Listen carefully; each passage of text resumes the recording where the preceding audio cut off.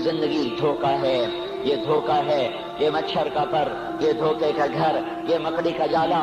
چڑھتا سورج مت دیکھو، ڈوبتے سورج کو دیکھو، دیکھتے نہیں اور صبح کی رانائیاں وہ ابھی اپنا نشہ اتار نہیں پاتی کہ ایک دم مغرب کا افق ان کو دبوچ کر ساری رونق کو چھین لیتا ہے اور اس کی رونق کو اندھیروں میں بدل دیتا ہے، دن کی چمک دمک کو سیاہیوں میں بدل کر رات آنے والی، شام آنے والی، ڈوبنے والا سورج وہ پکار پکار کے کہتا ہے یہ دھوکے کا گھر ہے، اس کے چکر میں نہ پڑنا۔ آج شیشوں کے سامنے کھڑا ہوا جوان کیا لڑکی کیا لڑکا کبھی یوں دیکھتا ہے، کبھی یوں دیکھتا ہے، کبھی یوں دیکھتا ہے، کبھی یوں دیکھتا ہے، کبھی یہ کندھا کبھی یہ کندھا، پیچھے بھی شیشہ لگایا ہوا ہے، پیچھے سے بھی دیکھتا ہے، آگے سے بھی دیکھتا ہے، اوپر شیشے کر کے دیکھتا ہے، دائیں زاویے سے دیکھتا ہے، بائیں زاویے سے دیکھتا ہے، کبھی اپنی آنکھوں کو دیکھتا ہے، کبھی اپنے ماتھے کو دیکھتا ہے، کبھی اپنے گال دیکھتا ہے، اپنے حسن پہ اتراتا ہے اور اپنی تعریف کا طلبگار بنتا ہے۔ چند صبحیں چند شامیں، بس چند صبحیں چند شامیں، پھر کیا ہوا؟ دیکھو دیکھو آج مکڑیاں آ گئیں، بڑھاپے کی مکڑیاں آ گئیں اور انہوں نے بڑھاپے کی جھریوں کا تانا بانا بن دیا ہے۔ اب اسے کہتے ہیں شیشہ دیکھو، کہ تم میں نہیں دیکھتا۔ آج وہ شیشہ دیکھنے کی سکت نہیں مجھے شیشہ نہ دکھاؤ، یہ میں نہیں ہوں، یہ میں نہیں، یہ تو ہی ہے۔ نہیں میری تو بڑی جوانی تھی، بڑا حسن تھا، میں تو وقت کی زلیخا تھی، میں تو وقت کا یوسف تھا۔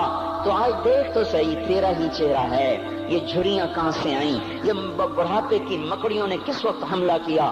تو نے تو بڑے زور لگائے تھے کہ بڑھاپا نہ آنے پائے، چہرے کی رونق نہ جانے پائے، لاکھوں قسم کے تم نے میک اپ کے سامان خریدے اور کن کن مشقتوں سے تو نے اپنے جسم کو سنوارا بنایا، پر تو آج اپنا چہرہ کیوں نہیں دیکھتا؟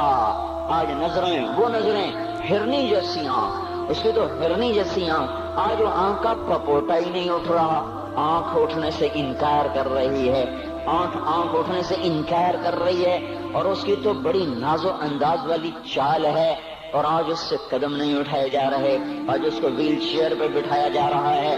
وہ مجھے نصر اللہ بٹ ملا، پہلے فلموں میں کام کرتا تھا، اب تو ماشاءاللہ 3 لگے، بڑی داڑھی۔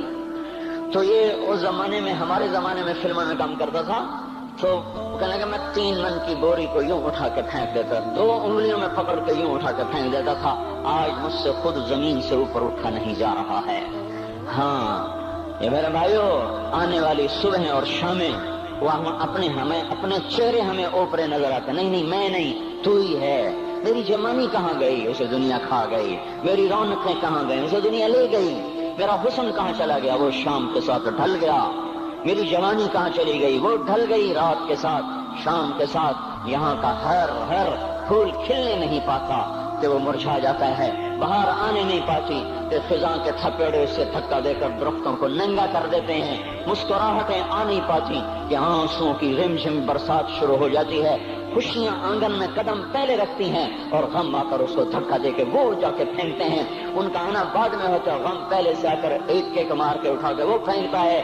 کہیں شادیوں کے نغمے نہ سنا کرو، جاؤ رونے والیوں کے نوحے سنو، ناچنے والیوں کے گانے نہ سنو، بین کرنے والیاں ان ماؤں کے بین سنو جن کے جوان لال ان کی آنکھوں کے سامنے میت بن کے پڑے ہوتے ہیں، ان عورتوں کے نوحے سنو جن کے جوان خامن ان کے سامنے چھوٹے بچے چھوڑ کے جا کر قبر کا سفر شروع کر رہے ہوتے ہیں، ان باپوں کے جا کر ان کی غم گیز داستانیں سنو میرے بھائیو، جو خود کہتے تھے یا اللہ مجھے موت دے دے، وہ بیٹھا سسک رہا ہے، اور جوان بچہ کندھوں پہ اٹھا کر وہ قبر میں لے جایا جا رہا ہے۔ یہاں کے راگ نہ سننا، دھوکہ کھا جاؤ گے، یہاں کے ہوٹلوں میں نہ جانا، وہ سب دھوکہ فریب ہے، مسکراہٹیں دھوکہ ہیں، اور یہاں کے ہوٹل وہ ایمان کو برباد کرنے کے اڈے ہیں، وہاں نہ جانا، وہاں ہر چیز مصنوعی ہے۔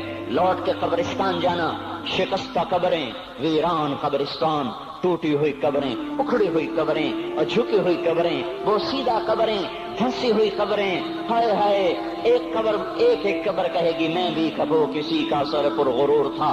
میں مینی شریف کے قبرستان سے گزر رہا، ایک جگہ فاتحہ پڑھنے جا رہا، میں قبرستان کے درمیان سے گزرا تاکہ قرآن پڑھتا ہوا دائیں بائیں سب کو ایصال ثواب کرتا جاؤں۔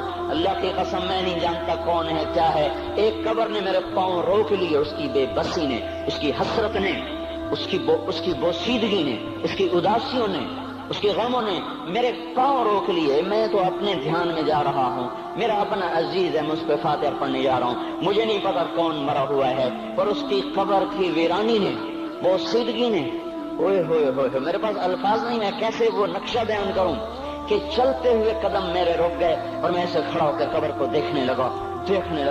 اور میں بے شک مجھے یوں لگا جیسے قبر کا ایک ایک ذرہ کہہ رہا ہو, ادھر بھی کچھ پڑھتے جاؤ, یہاں کوئی کبھی نہیں آیا.